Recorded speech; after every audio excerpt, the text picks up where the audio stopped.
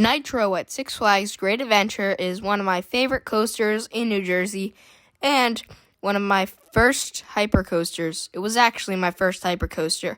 Many people love this ride for its smoothness, its airtime, and its height and speed. So this is a review of Nitro. First, let's get into Nitro's stats. Now, this has a height of 230 feet, a speed of 80 miles an hour, and a length of 5,300 feet. This ride opened in 2001, and its drop height is 215 feet. Nitro is a pretty long ride. It's very fun through the forest of Six Flags Great Adventure, and you can't really see it from anywhere except for the lift hill. Other than that, you can't really see any of it because it's all in the forest. Nitro is a great roller coaster that is very smooth. It's very tall, fast, and just overall a great ride. However, in the back row, some of the valleys can be a little bit shaky. It is also to be said for most of the back rows. But me personally, I actually prefer Nitro towards the front row. Now, this isn't popular, but I really like Nitro in the front row, and here's why. Now, I will admit the drop and many other of the hills have a lot stronger airtime in the back row or towards the back.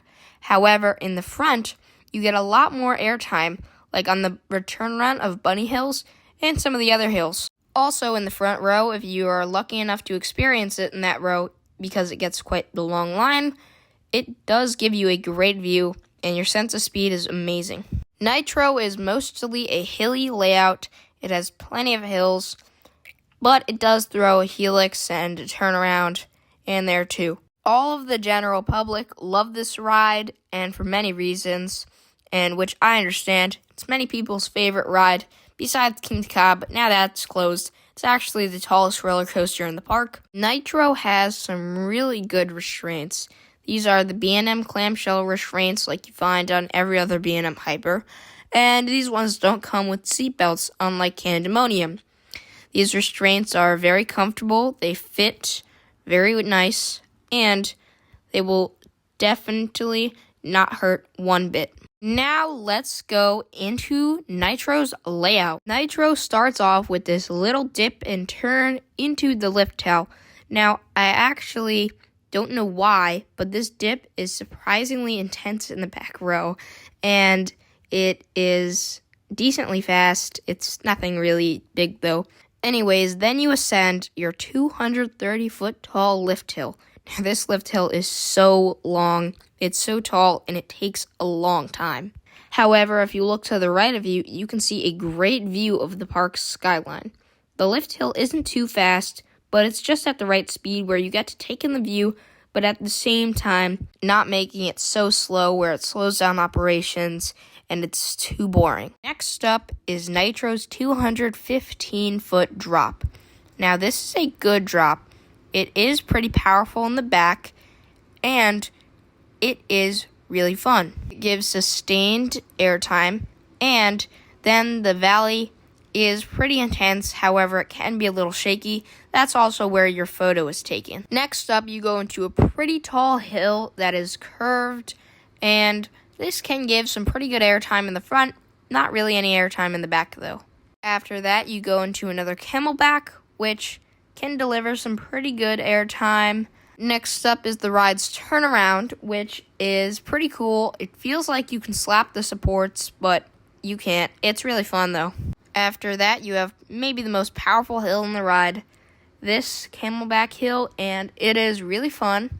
It gives some pretty good flagector in the back and some float airtime in the front. It's not a 5-second floater moment, but it is a notable one. Next up, you go into a curved hill like the first one, but a lot smaller.